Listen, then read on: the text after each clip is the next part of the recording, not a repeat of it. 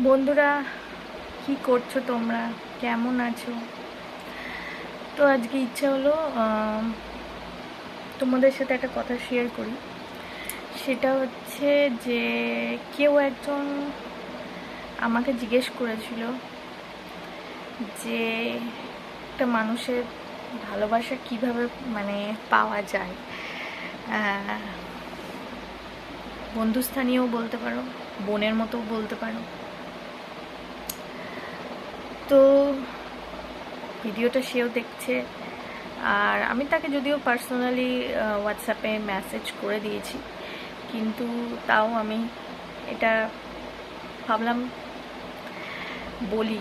সেটা হচ্ছে যে ভালোবাসা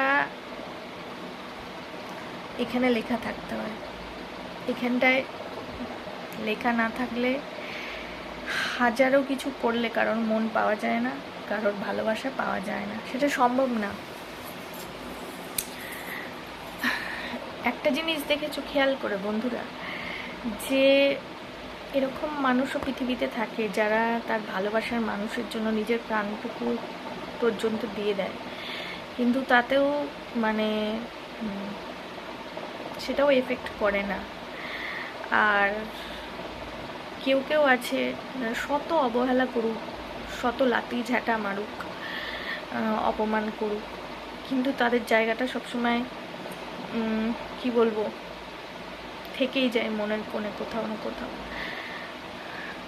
তো আমি একটা কথাই বলবো, যে যদি তুমি নিজে বুঝতে পারো যে তোমাকে কেউ ভালোবাসে না, জাস্ট ওপরে ওপরে দেখাচ্ছে, কারণ ভালোবাসলে মন থেকে সেটার ফিলিংস আলাদা হয়, কারণ ওটা ভেতর থেকে হয়তো ওটা বোঝা যায় যে কে আমাকে কতটা ভালোবাসে, বাসে না।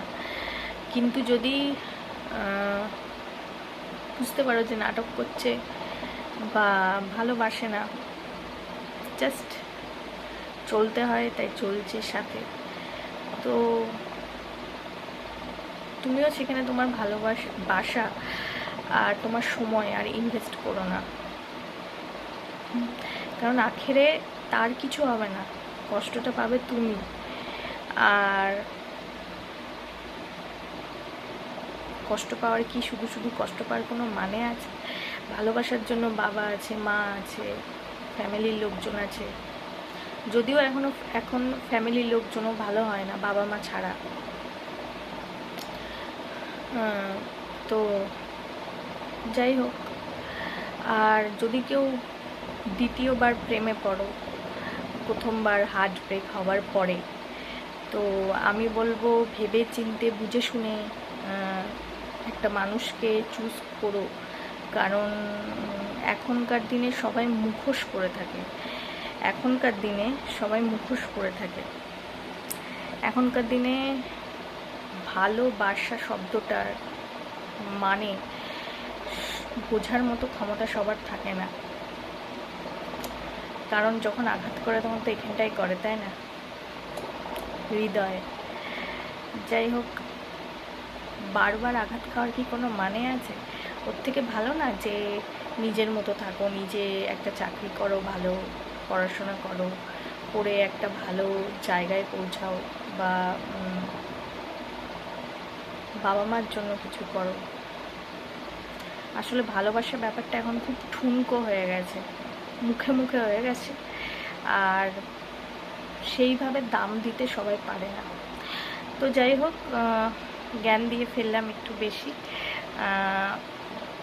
যদি জীবনে লাইফ পার্টনার চুজ করো বা কাউকে নিজের সঙ্গী করো, তাহলে সেটা বুঝে শুনে। কারণ এখনকার দিনে ভালোবাসা ব্যাপারটা সবার মধ্যে প্রায় কমেই গেছে, দেখা যায় না অতটা আন্তরিকতা, অতটা ভালোবাসা।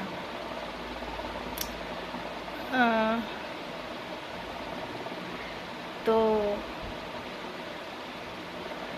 নিজের জীবনের যে দড়িটা, সেটা যে সুতোটা, সেটা কার হাতে দেবে সেটা ভেবে চিন্তে দিও, কারণ সারা জীবনের ব্যাপার, আর পুরো জীবন পড়ে রয়েছে। সুতরাং একটা মানুষের জন্য পুরো নিজের জীবনটা নষ্ট করার কোনো মানেই হয় না। একা থাকো তাও ভালো, কিন্তু সুখে থাকো। আর যে ভালোবাসে না তার থেকে আস্তে আস্তে, সঙ্গে সঙ্গে না পারো, আস্তে আস্তে আস্তে আস্তে যখন বুঝতে পারবে যে সে তোমার সাথে বিট্রে করছে, কোথাও গিয়ে তোমার মনে হবে যখন যে সে তোমাকে ভালোবাসে না, তখন তার থেকে একবারে না পারো আস্তে আস্তে দূরে সরে যাওয়াই ভালো, সেটাই বেটার। কারণ জীবনটা তো তোমার, তাই না? আর ভালো থাকার অধিকার সবার আছে। যে ভালোবাসে না তার থেকে জোর করে ভালোবাসা পাওয়ার কোনো মানেই হয় না। নিজের বাবা মাকে ভালোবাসো, নিজের স্বপ্ন ইচ্ছে পূরণ করো, এতে অনেক সুখ। তখন দেখবে এই ব্যাপারগুলো খুব ছোট মনে হবে, মানে অনেক বছর পর এইসব জিনিস তখন খুব ছোট মনে হবে।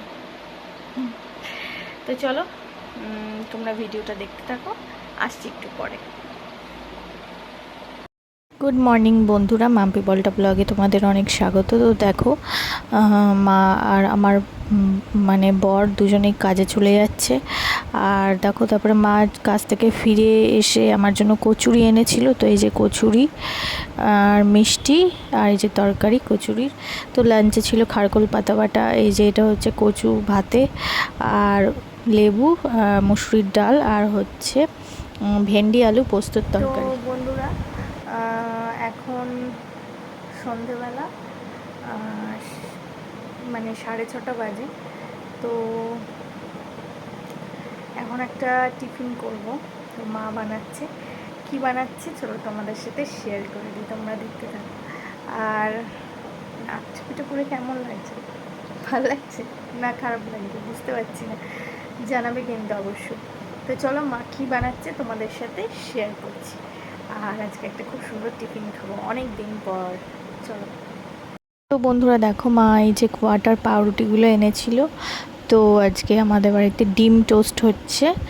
তো অনেক দিন খাইনি, অনেক দিন পর আজকে ডিম টোস্ট খাবো সন্ধেবেলা টিফিনে।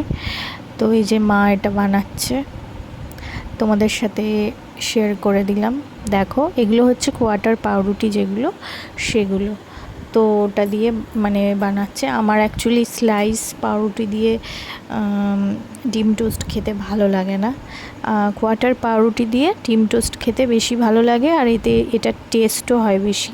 তো এই দেখো রেডি ডিম টোস্ট। তো এবার এটা খাবো, কেমন লাগছে জানিও। আর এই যে এখন রাত্রির বেলা, তো এই যে আমার বর ব্যায়াম করে এলো নিচে দিয়ে এসে এই যে ডিনার করছে। আর এই যে ও খাচ্ছে হচ্ছে ডালিয়া। তো এ কাজ থেকে এসে ছাদে গিয়ে ব্যায়াম করে, তারপরে রাতে এই যে ছাদ থেকে নেমে এই যে ডিনার করে। তো ডালিয়া খাচ্ছে, আর ডালিয়াটা ভালো হয়েছে সেটাও বলছে, জানাচ্ছে। তো এই দেখো বন্ধুরা, আর এই যে আমি গোলা রুটি খেয়েছিলাম। তো আজকের মতো ব্লগটা এই অবধি, দেখা হবে আগামীকাল। সবাই ভালো থেকো, টাটা।